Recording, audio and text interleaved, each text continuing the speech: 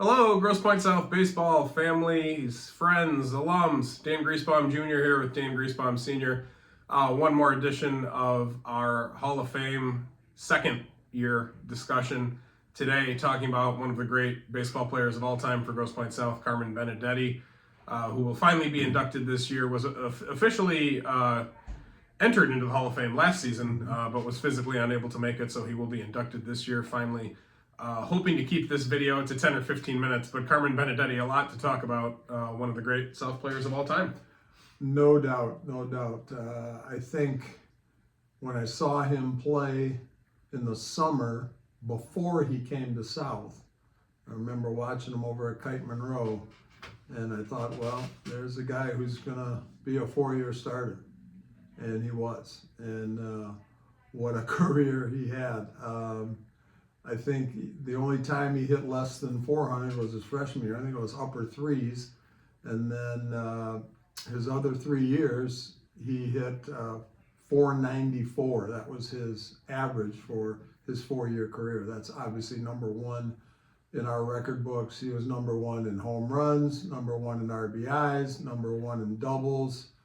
What else? Walks, I believe, and hits. Okay, so he was number one in terms of career in all of those categories. Not to mention someone who ended up, pitching at a high level, both in the Big Ten. Correct. Worked some as a pitcher in professional baseball, also. Right. Left-handed hitter and thrower. Carmen, he was the only player to start from day one as a freshman at South, correct? Correct. Ryan Abraham played as a freshman. Adam Abraham played as a freshman. There have been a few others who've had some time as freshmen, but Carmen, right from the very beginning. Even Getz didn't come up at all as a freshman. No, he did not. A very rare situation, but a very advanced player. Someone we didn't get to see in Little League, I don't think. I don't believe he played Grosse Pointe Little League. No, he did not play Grosse Pointe Little League. He was pretty much playing travel his whole life. Yeah. So, Carmen, class of 2013, so his first year on the team was 2010. That era of South baseball, kind of steady, I guess you could say. I believe district championships every year during that time. I believe 2 or 3 times in the regional final, but did not win any regional championships during that time. I guess it would start on maybe the negative side of that era first. What was that?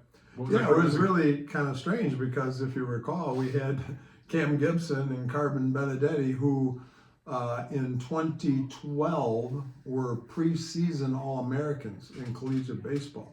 And as you know, both of them were draft picks.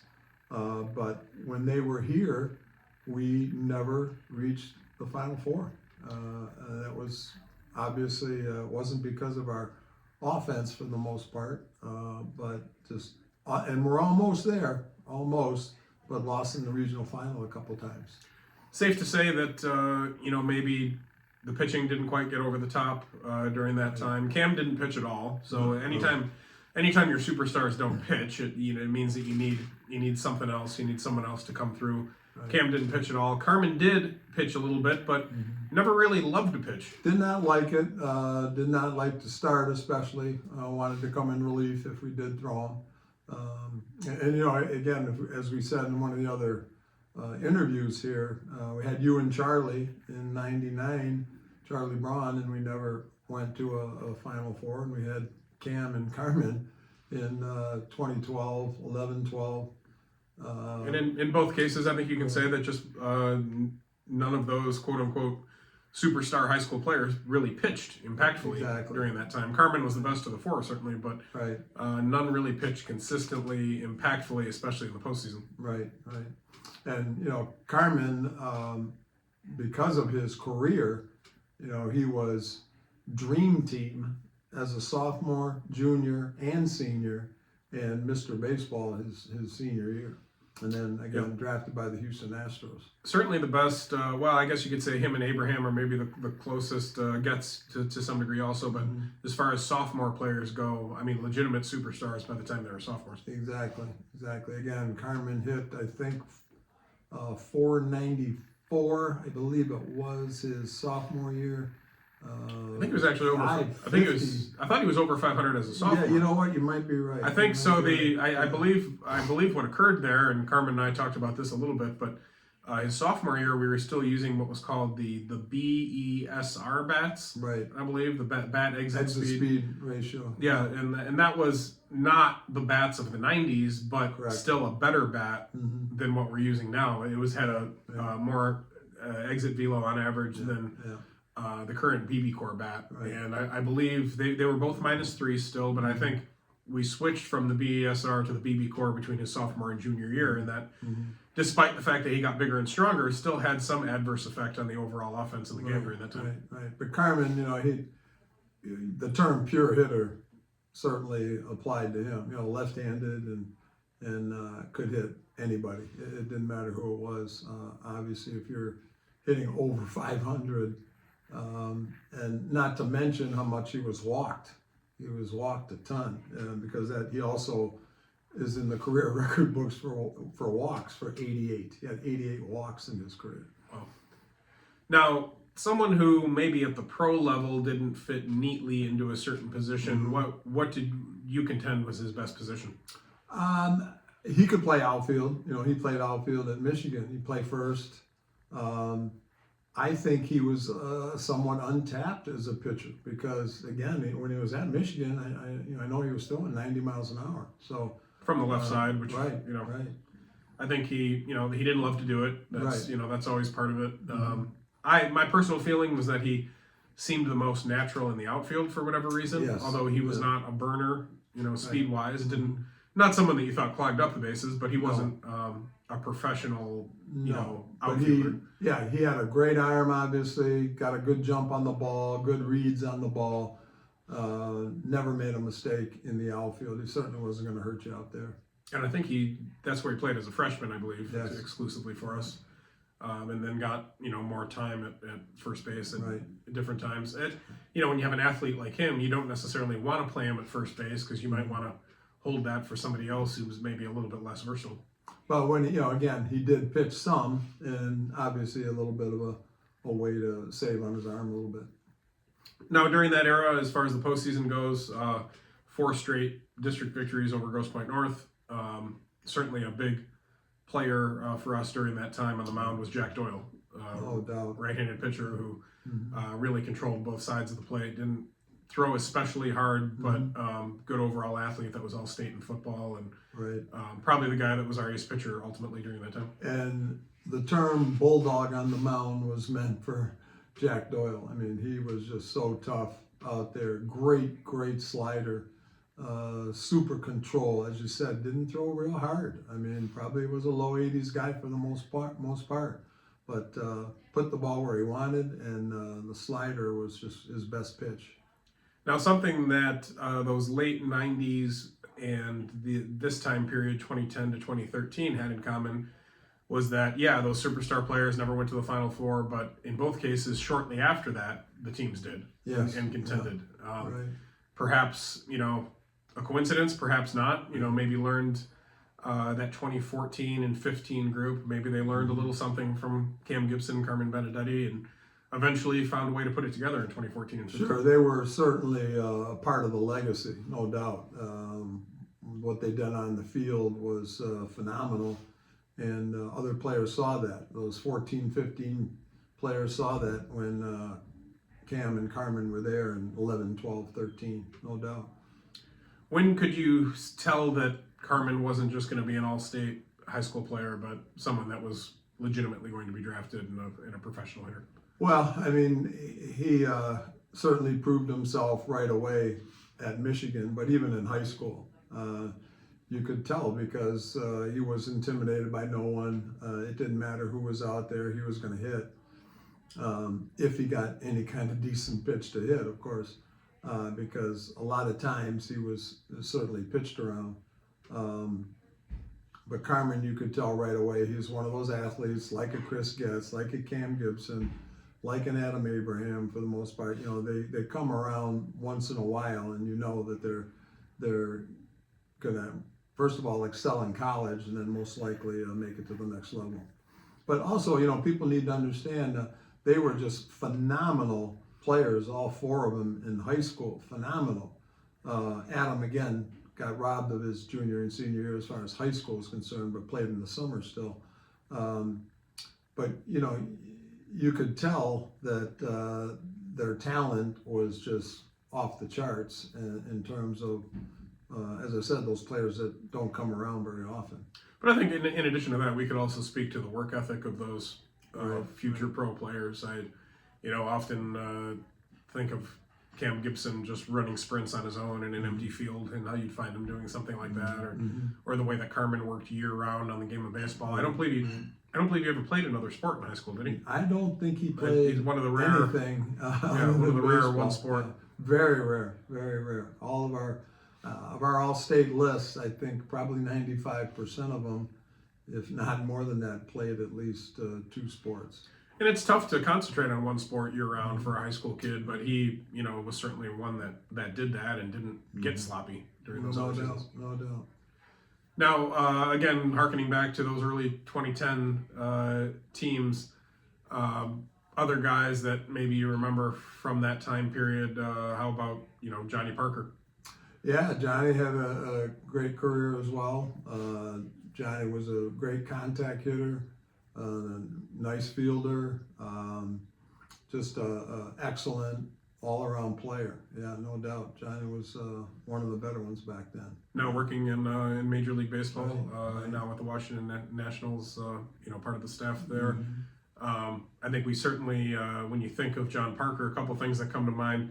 One, just the as big time of a field goal as you will ever see in the the snow and fog and Yeah. what was that, Temperance Bedford? Temperance Bedford, Yeah, I yes. believe yes. the, The Fog Bowl. Yeah, regional final. Twice I saw our player, when Temperance had the ball, twice I saw our player come out of the fog, stealing the fumble and going the other way. It was just the most bizarre football game I've ever seen. And to this day, the furthest that South's ever gone in Yes. football in the postseason, got to the semifinal. Right. Also with John Parker, I think the state champs program named this the spring sports game of the year, but the game where South played St. Clair. Right. Johnny, game-winning home run. And I think just some really good players overall in that game. I mean, on our side, Cam Gibson and Carmen Benedetti, but on that other side with St. Clair, Joel Seddon, I believe. Yeah. The what was the other? Cronenworth. Yeah, Cronenworth, the other pro that they had there, certainly just really two really good teams, and Joey Eliada, I believe, had a key Right. double or triple in that Right. game, and Johnny with the home run, as we mentioned, but just a really good overall game. That I think you can still find the highlights on YouTube for that one. Right. It was the Yes, you can. Yes, you can. game of the year. But we talked about Jack Doyle a little bit. Timo, big imposing right-hander, certainly comes to mind during that time. But again, ran into some tough games in the regional, and just didn't quite get by. Always a very close game. Had some battles with UAD. Yeah, UAD, very good team during that time with some more professionals on that team. TJ Shook, who went to Michigan. Certainly the catcher Harrison Wenson was an outstanding defensive He was catcher, excellent, as good as you'll find in high school. and just some overall great athletes that they had at UAD during that time. Sterling Heights Stevenson, I believe, was a regional opponent there at one point. But just some tough battles. Not quite, couldn't quite get over the hump there Right. with that group. Yeah. But again, it really goes to show you how difficult it is to get to that level. I mean, there are so many very good programs that don't have a Final Four or have 1 or 2 possibly. And for us to get 8 is a pretty great accomplishment, if I must say so, especially again for a public school. And part of that young core that did get to the Final Four in 2014 and 15, Jimmy Menchel was someone who played with Benedetti during that time. Ryan Leager was a sophomore that played with Benedetti. He came Leager was as a 2-time freshman. All-Stater. Yeah. Menchel was an All-Stater. Yeah. Yeah, and then a little bit later, Andrew Fabry kind of came into his own as a pitcher, and had, in 2015, one of the best seasons probably of any pitcher. Excellent season. Yeah. beat North in the quarterfinal for us to go to the Final Four in 15. Now, to put you on the spot a little bit, when you talk about greatest Grosse Pointe South player of all time, just purely from a high school perspective, not necessarily what happened after. Obviously, we know Chris Getz was the one that had a major league career. Obviously, several other pros: Cam Gibson, Carmen Benedetti, Adam Abraham, excuse me. Some really good non-pros as well. Who do you feel, if you can make such a decision, who was the best high school player for Grosse Pointe South? Well, I think given the stats and his records, career records, it would probably have to be Carmen. Again, when you're leading in average, hits, doubles, home runs, walks, RBIs in your career, it's kind of hard to beat. And largely with the lesser bats. Yes, yeah. And still putting up the power numbers. Right. I think there's certainly a case, offensive perspective, Carmen. Yeah. Maybe because Getz was a shortstop and also a closer. Yeah, Getz obviously being a closer, shortstop, base stealer. Base stealer. Yeah, I mean, as a quote unquote 5-tool player, it might be him. Statistically, it's probably Carmen. But again, all of you that have been in the Hall of Fame so far certainly, belong in that group. Yourself and Charlie Braun and Kevin Schroeder. Also, just very forgetting. Also, just very difficult, I think, to compare eras. Yes. Just different games, even from the early 2000s to the 2010s. Certainly from the Gorilla Ball of the late 90s to the current, 2017, 18, 19 time frame. Just totally different games. Yeah. But hitters are hitters, and I think it's relatively safe to say that maybe Carmen Benedetti was the best all-around hitter. Yeah, I think so. At bat, I think it's kind of hard to really leave him out of that with all those career records. No Left side and power and right. and for average and all those different kinds of things. But anyhow, just certainly a one-of-a-kind player that we're excited to see back in town here in Michigan. He had moved out to the West Coast, California area, and excited to have him back for the Hall of Fame event that is coming up on February 1st. My understanding is that we are nearly sold out of tickets, and in fact, we will stop selling tickets in less than a week, I believe. So if you do want those, jump on it right away, message anyone from the team, or look at GrossePointeSouthBaseball.com right away for information on that event. But it's going to be a lot of fun, and we'll look forward to hearing some stories from these guys. And most of last year's Hall of Famers coming back as well, so it should be a lot of fun and a lot of good stories told. And I want to give a shout out to our two big sponsors, the Grosse Pointe News and Burke Sport Haven, who's the official supplier of South Baseball. We appreciate their support for this event, and this is their second year in doing so. So thank you to Grosse Pointe News and Burke Sports. Yep, absolutely, and we'll look forward to seeing everybody soon. See you soon. Thanks. See you, Carmen.